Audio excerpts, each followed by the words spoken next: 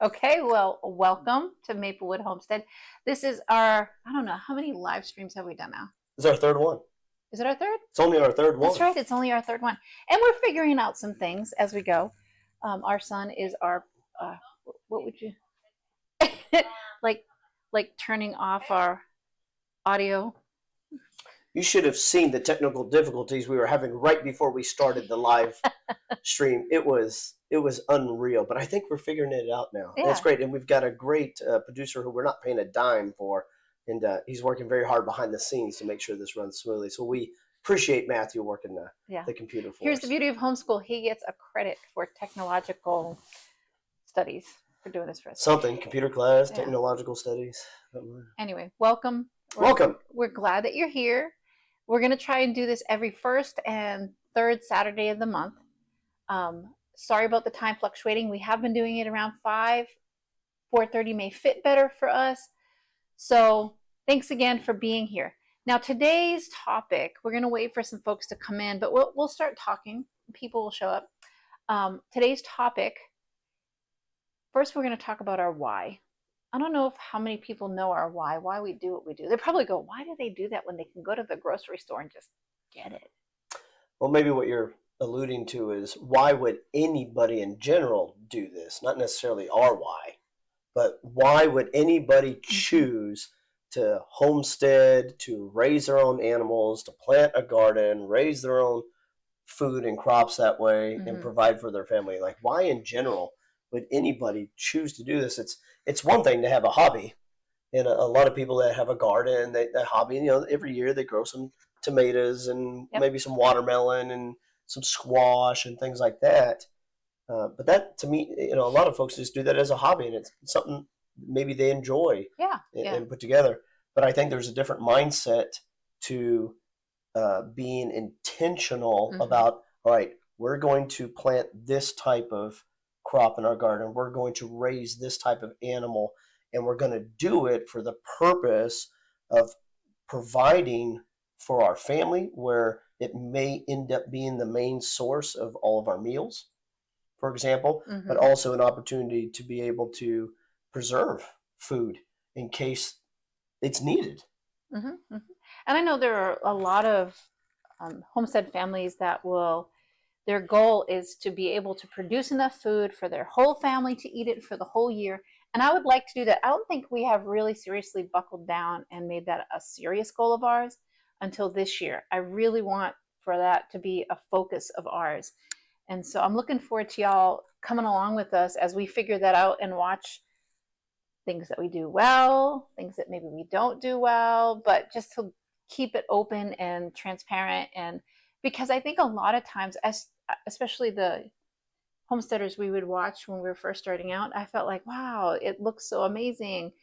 And it is really amazing, but I'm not sure if all the time I paid attention to the oopsies or the struggle or the trying to figure stuff out. Because like with the animals, we were talking about this, we're right in the middle of our learning phase of the American guinea hogs, which has been the focus of our last couple of videos, and learning about them. We went through the exact same thing with the rabbits. Right. It seemed like the goats were more of a learning curve. I felt like there was more to learn with the goats because it was balancing out everything so that the milk tasted good, that they were healthy, and then we switched over to herbal remedies for just for the overall herbal health maintenance. Of the right. Yeah. Just for the overall health of the goat, and that proved very beneficial. But man, that was a heck of a learning curve. It was. There was a couple times I just wanted to quit because I would, and I feel like I'm pretty resilient. I'm pretty tough, but it really wore on me a couple of times that I was like, I'm done. I can't do this anymore. Yeah. But anyway, I say all that to say, I guess when you're thinking about and dreaming about homesteading, maybe you don't think about the hard things. And that's when the why becomes very important, because it gets you through. Like, think about that cold weather we just had. That was no fun. I'm sorry, that was no fun. Taking care of animals when it's like negative temperatures or wind chills out, that is no fun. And it's really the why that keeps you going. don't you think? I do, and it wasn't any fun in those cold temperatures, especially when we don't have any type of piping for water that goes all the way down to the barn and the back pasture and everything like that. And we had to hand carry hot buckets of water every 2, 3, 4 hours during that time stretch. That to me was the worst. Just doing the chores real quick. You and I can do them in about a half an hour with the size of homestead that we have right now as far as the animals. Tag team in. Right, if we tag team, but then, and I didn't have to go to work because the schools were shut down. Right. So at least I was able to help out with that. But the water, it was water. Some folks, they either they're able to run electrical cords with Heaters and those heaters, for the waters, where they can put it in the water so it doesn't freeze up, so they can have constant water, or maybe they have pipes that run out to the barn that are insulated under the ground or something, so they have water that runs all the way out there, so they don't have to do. Now, I just thought it was a pretty good exercise. Honestly, it's how I get my workout in. Do that farmer's carry and carry 1 5-gallon bucket of water in each hand, and then it was a good workout. I didn't have to go to the gym that week. Anyway, the why keeps you going. It does. And the why definitely keeps you going. I know this year we want to be very intentional about our garden. I know that we want to actively raise more of our own meat. We've talked about specifically maple. So backing up, we raise the dairy goats we have are all registered, and they have more value as registered animals than they do as, say, a barnyard mix, meaning different breeds and you don't know the background. And so for us to sell them, we would have to sell them at a certain price for it to be equivalent to the amount of meat. Does that make sense? Like, it has to be, the value to sell them has to be more than the value of meat we would get from, say, all right, I'm messing this up. We have one recorded grade, which means her male offspring cannot be used in a showcase or registered environment, because what it means is she was a purebred. One of her parents was a purebred and the other one was not. So therefore that has tainted that purebred blood, and it takes a few generations for La Mancha specifically to come back into the American purebred status. So that means her boys are no value in the registered market. So we've decided that this year, if she has any bucks, we're going to go ahead and keep them as meat goats.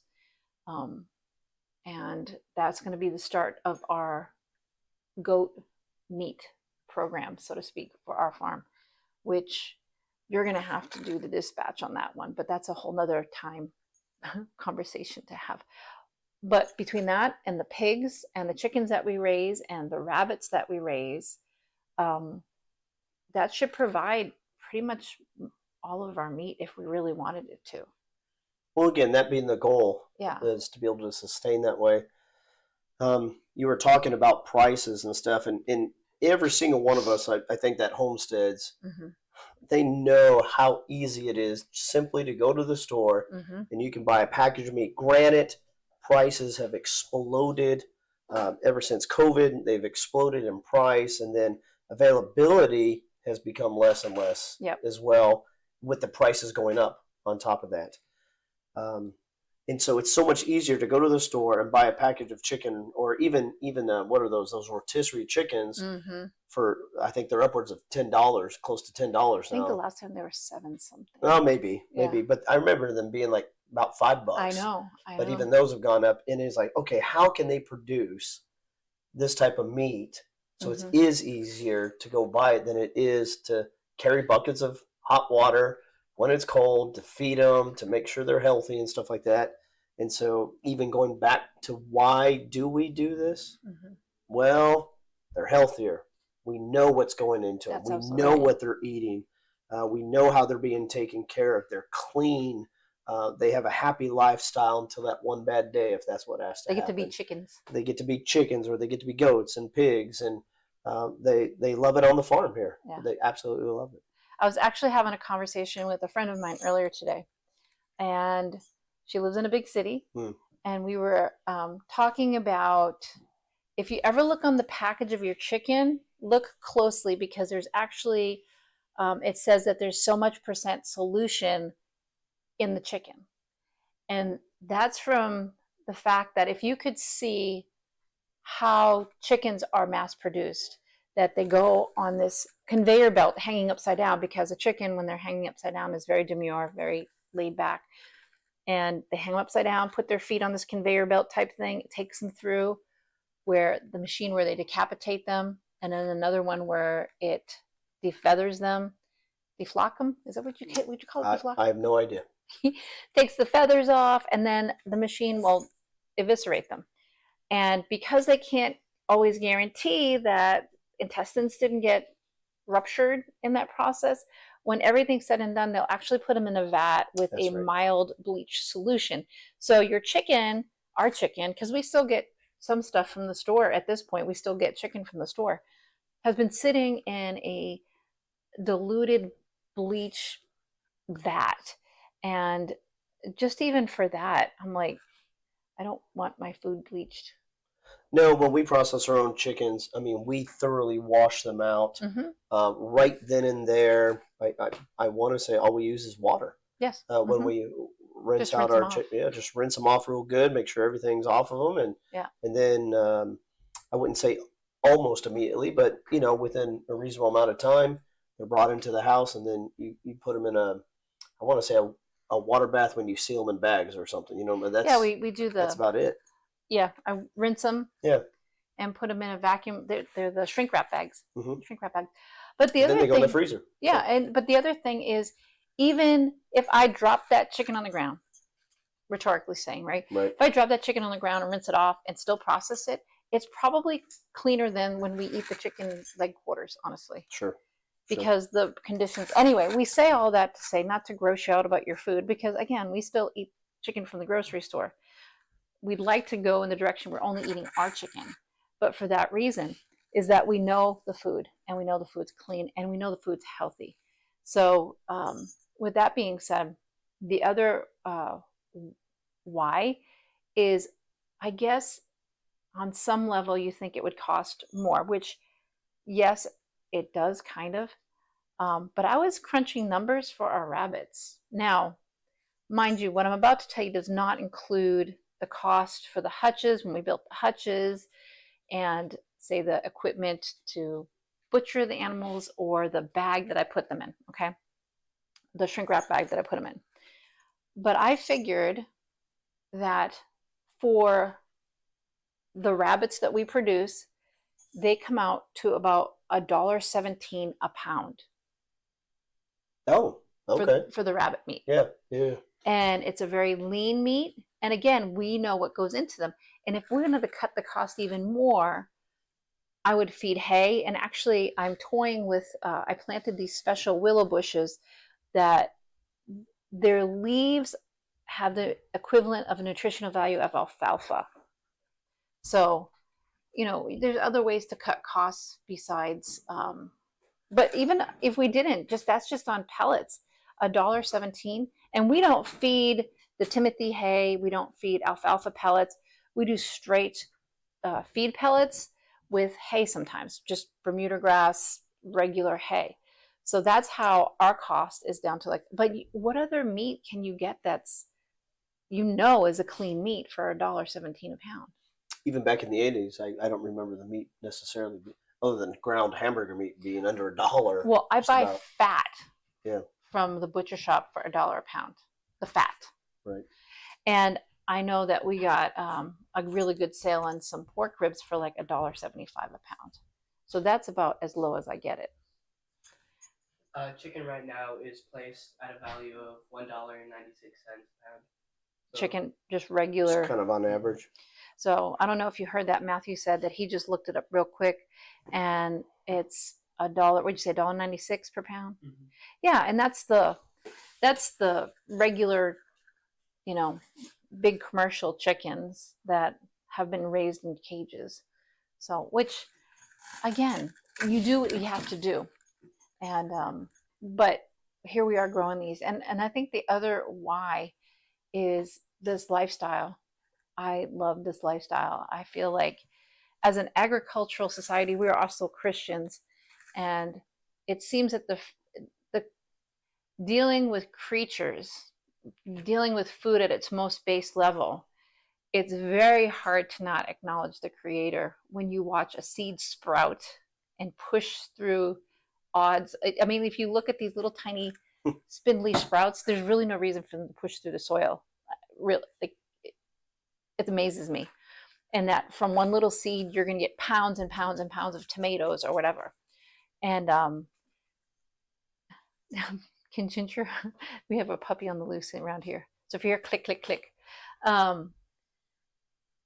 that and watching the birth of animals, like I'm gonna do a video about the rabbits and how much meat we can process from 2 does and a buck. I can you guess how much meat a year do you think? Guess. Oh, for the year? Yeah. Well, I guess it depends on how many times we breed throughout the year. If it's once a quarter, so once every 3 months, is that about right? I mean, you're no. See, I don't want to say he doesn't really like the rabbits. The one, yeah, she's the one that does the rabbits. I have this thing about the Monty Python white rabbit attacking me every time I go over there. If I can do it from a distance, that's fine. You know, I'll give him some water and some pellets once in a while. But see, you're putting me on the spot here. Well, he doesn't. You told me not to say anything if I don't know the answer. That's true. That's true. So I'm zip it. Well, I'll tell you. I won't tell you the number because you're going to have to tune into the video to see. I'm going to make that video next. It would blow your mind. I'll tell you after the live stream. Oh, I'm ready for my mind to be blown. Let's keep this rated PG. Okay. So, anyway, I'm looking forward to the garden this year. So, kind of based on that, the why, growing your own food, it's kind of hard to do it in a bubble. And I guess the other thing I didn't realize, I mean, the hard things that we probably overlooked when we watched the YouTube people go through their hard stuff and then resolve it, was probably we're watching an isolated instance. You know, people are in their families and they're doing this and it is kind of solo. I mean, it's our property. We kind of do this. It's our property. It's our animals. We're raising it for our family. Well, I hadn't really thought about, you said something earlier and I hadn't really thought about it before. When we were first getting started, because of the availability of the internet, which can be a good thing or bad thing, but it's been a good thing for us. We were specifically looking for how do you do X, Y, or Z, right? How do you do this? How do you do that? And so we were only searching for videos that showed us that. We weren't interested necessarily in what about all the mistakes leading up to them getting it right. Now, granted, that being said, some of the vlogs but initially. Yeah. So that being said, though, how real is that? I mean, some folks, they only put out the good stuff, like the stuff that makes them look good or something. And I'm grateful for that because we need that to be able to see that. What it looks like to be successful. But now I think as we are maturing in our homesteading, because it's not brand new for us, I'm interested in some of the mistakes. I mean, we watched that. Remember, I was telling you, a couple months back or something before we got the pigs, and you showed me a video, and I'm like, I want to see where the pig got out, and they had to chase him down to transfer it from one pen to another part of the pastures. I'm like I wanted to see that part because I wanted to know if that happens to us. What do you do? What do you do? Well, there is actually more of a trend recently Sure. where people are being more real, which I appreciate. And it gives us a lot more freedom in our creating content and of our videos. Really what happens. Yeah, what really happens. And I think that's important. But the other really important thing is the value of community. I mean, this is a community, even though nobody's here right now. This is an online community. We've really enjoyed having conversations with you all, showing up, putting things in the chat box. And like I said, we changed the time, so I know some people were not able to make it. But the community, the online community, and the cheering each other on. And I've actually reached out to some other homestead content creators, and they've really helped me along the way. So that the YouTube community of homesteaders was very helpful. Also, things like Facebook, other people sharing their mistakes, going into the groups for the American guinea hogs, going into the groups for the goats, learning things from reading things about that, but interacting with people. But more importantly, reaching out to local, in real life, offline people and making those connections, those human connections. Even though technology is really amazing and has allowed a lot of us to live this lifestyle, as you said, learning and watching and, feeling like we're a part of their story by watching it, which we hope you feel that with us and can come along with us. There's something to be said also with in real life interactions. And we started about a year and a half ago a Facebook group for our local homesteaders to get together and meet up and do things. We have once every 3 months, we have a meetup. We get together and share a meal together. It can be things that we've produced on the farm, our own individual farms, or not. We talk, we discuss things, we connect. That's been a lot of fun. We're actually due for another one here in a couple of weeks, which I'm really looking forward to. It won't be at our place. We also line up once a month where, say, you're good at pruning trees, because that's what's coming up next week. Someone's very good at pruning trees. So they've opened their farm up. Whoever wants to come over can learn from her how to prune their fruit trees. I don't have a ton of experience with that. I have done ours, but I wanted to even just go over to see how she does it. And then I can learn things. And we're doing it. We're not charging anything. We're just sharing our collective wisdom with one another. I know that Matthew's going to put up some pictures here of, I took pictures not this past year. We've done it 2 years now. But the year before, we have a big chicken processing time in September. And we opened it up to whoever wanted to see if they could do it. Because, a lot of, and this was it can be a stumbling block. I mean, in your mind and in your heart, to take the life of an animal that your family is going to eat. You can ask yourself, do I have what it takes to get that done?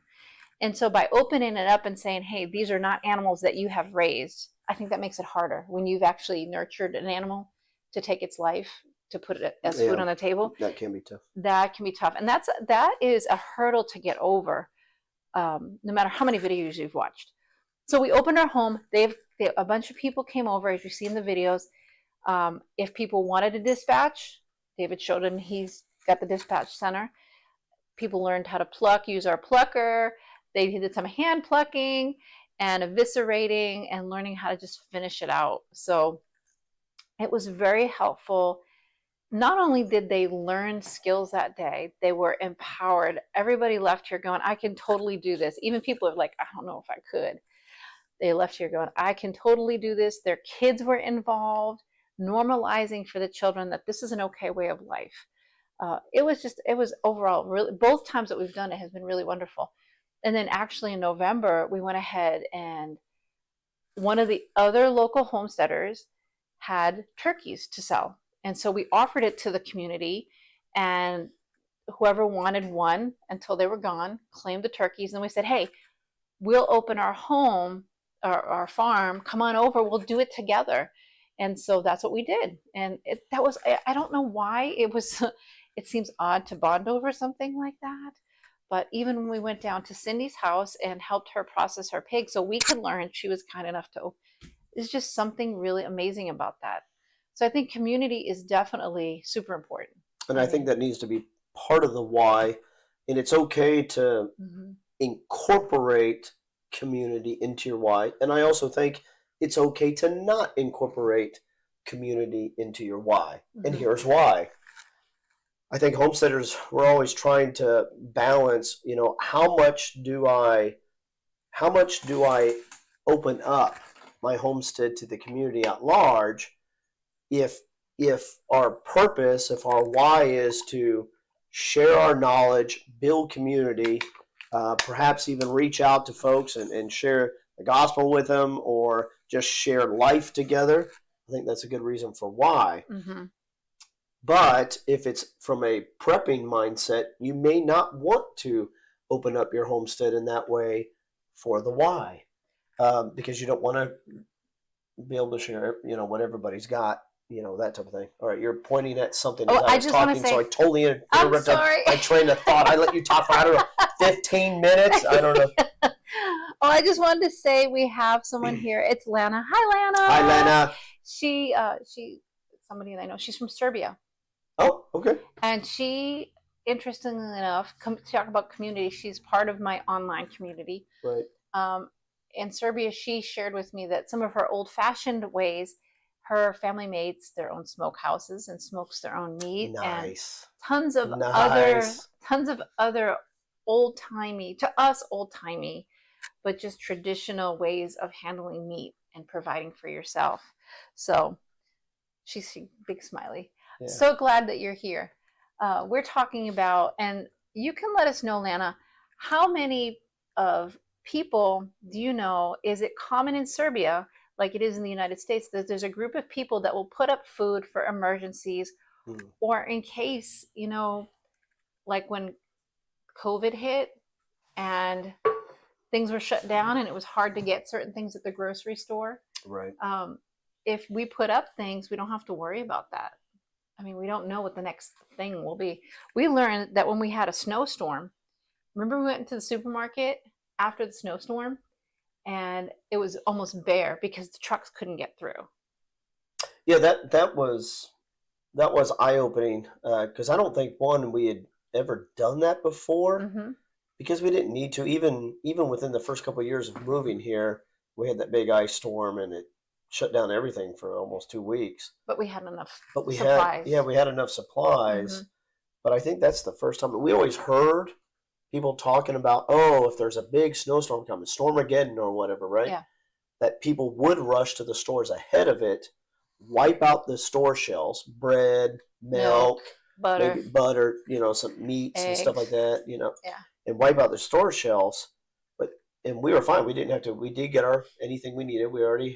We got ahead of time. Right. But there was that one day towards the end of that week where the weather was good enough that we could drive out. Yep. So let's go to the store and see. We probably should have taken a video of it. Maybe we'll have to do that next time.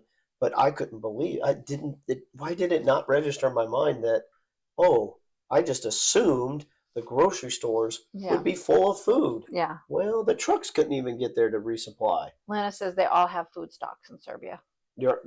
Like individual food stocks? Yeah, each family. Like family, yeah. Each family will have their own. And I think we've gotten kind of lulled to sleep. I think as a population here in general, I think we get lulled to sleep. But I feel like there's an awakening. If you're familiar with Joel Salatin, who's kind of like, I don't know, the grandfather, or he was one of the weird ones that did all this before it was popular, but really pushing as a movement to people to get back to growing their own food. And I want to talk about that a little bit more because I started on a train of thought with that. But he's saying there's a tsunami of people growing their own food again. And I think it's good on a couple different levels. Number one, because we need to be connected to our food sources.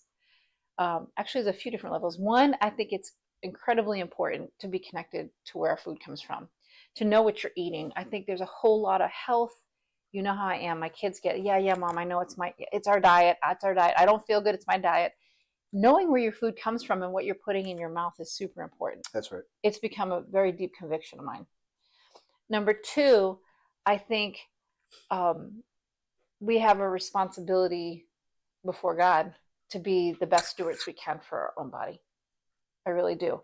And number three, similar to that line of thinking, is that the further we get away from being an agricultural society, the further we get away from God. I started to talk about watching seeds come up and grow plants, watching animals be born and reproduce, and how it all works together.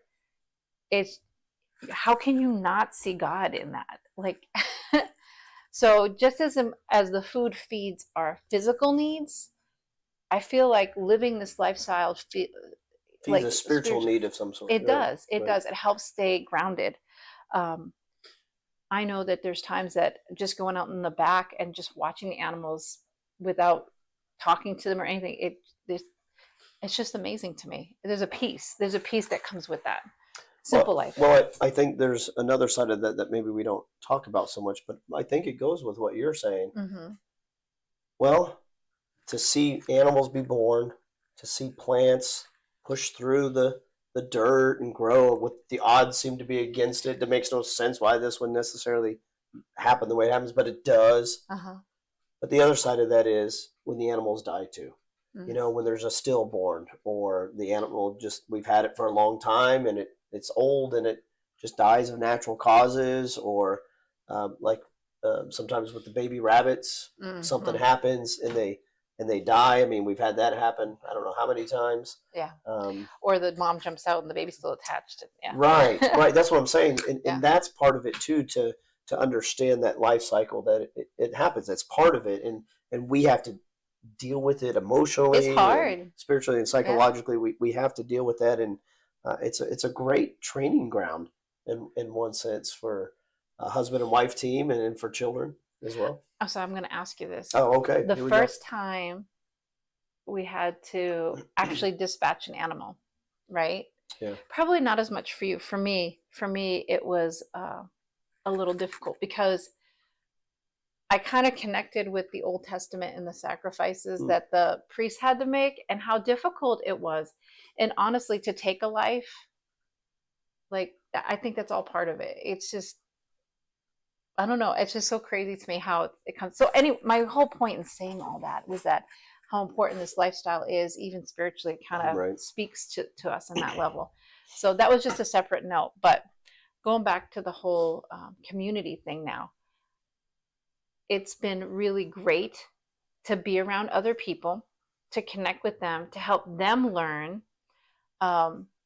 Looking forward to next weekend, we are having a dairy goat workshop here. That's right.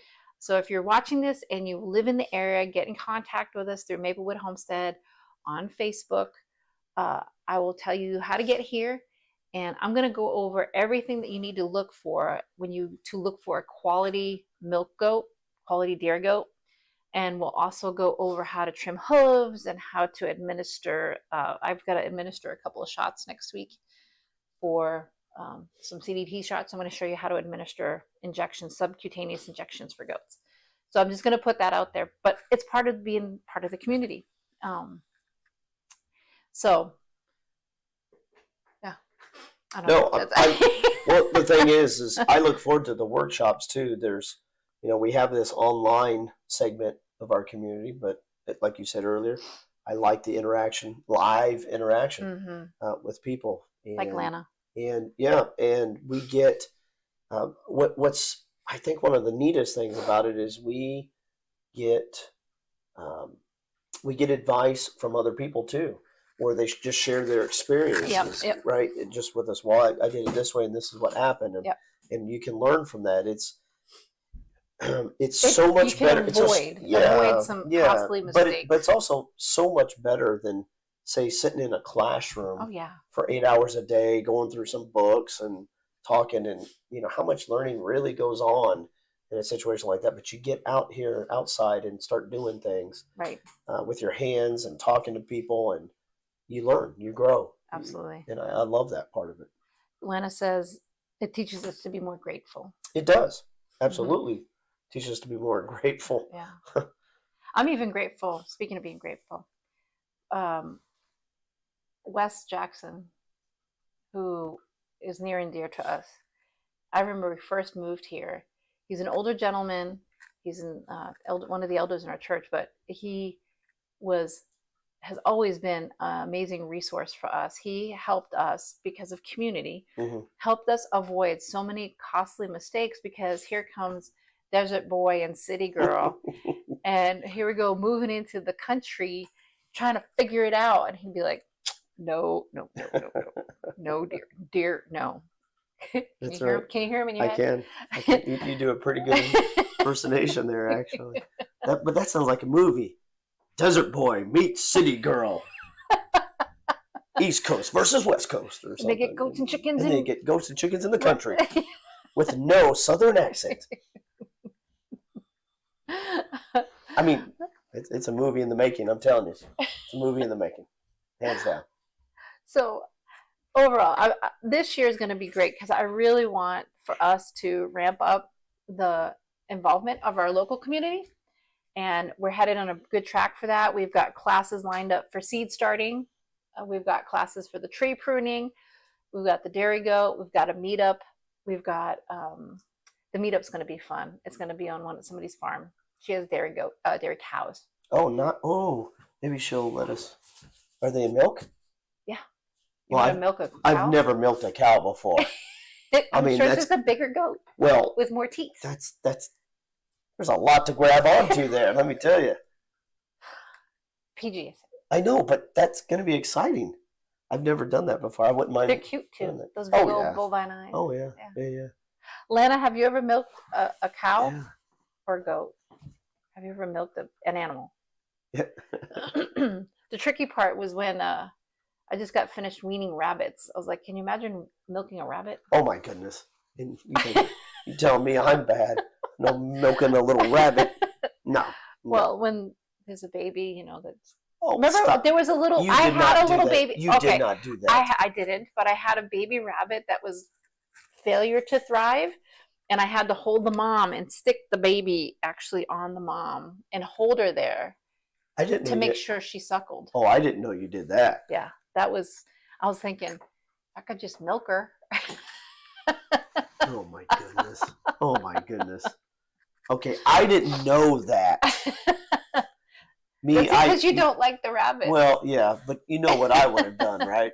I mean, I would think it's an honor. I mean, sometimes you just have to cut your losses. Lana says she's milked a goat, or a cow. Which one?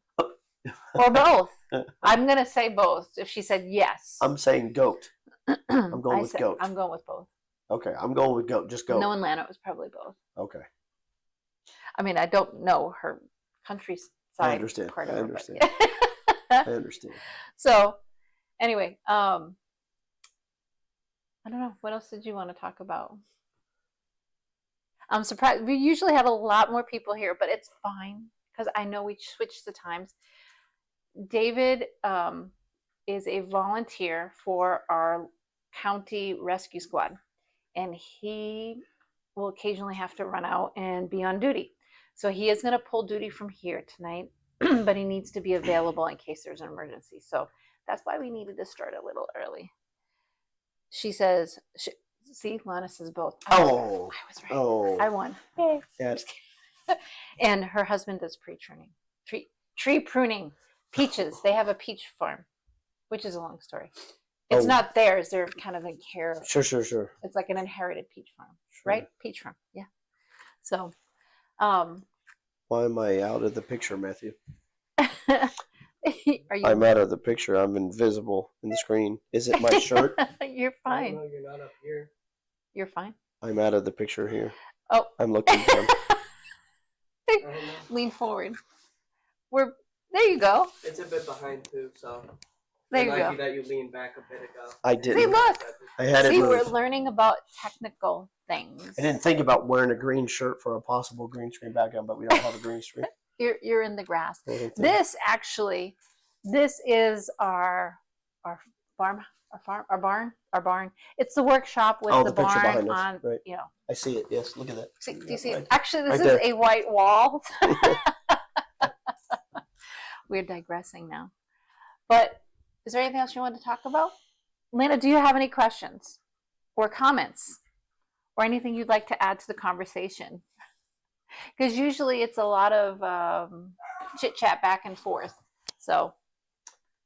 Well, I know. Did you already tell her we have one peach tree?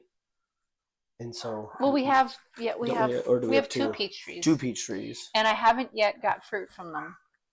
Yeah, they're getting big though. I mean, they're huge. We've got to get them to produce fruit this year. Come on. I've got to spray copper. I love peaches. Yeah. I mean, I love peaches. Well, I love peaches too. I mainly planted them. Well, it was a double thing. One because we love peaches, and the other one because my mom passed and my mom loved peaches. So when I see the trees, I think of my mom too. Yeah, it's kind of a memorial. Yep. Yeah. Yep. So apricots and prunes. Oh, they have apricot. Yeah, not Oh, peaches. She has apricots. Oh, and well, prunes. I love apricots too. I mean, the heck, yeah, I can eat Aren't prunes like plums. withered plums? Oh, Yeah, what are you saying? Prunes? prunes. Aren't Like they like dehydrated plums? plums? Is that what they are? Yeah, I don't know what you're talking about. She said apricots and prunes. Oh, I didn't know you could grow maybe it is a separate, maybe it's not. All right. It's What is it? Is a prune a plum that's just dried? shriveled, like a Shriveled raisin, up like the yeah. raisin form Or is of it a it. specific breed of tree that you can plant and it No, grows? I think it's a No, shriveled I thing. know. Okay, let's not talk about this. Getting a little uncomfortable here. Anyway, so if there's nothing else, I'll wait for Lana to respond because I'm like, I think we're done. Yeah. You think we're done? Yeah. I think we're done.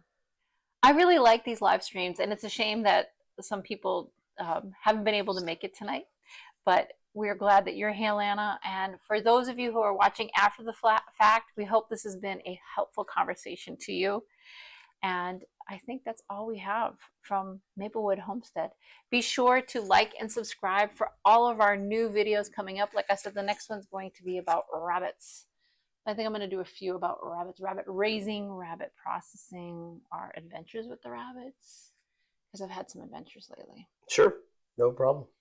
No problem. So take care, and thanks for joining us. Have a great evening.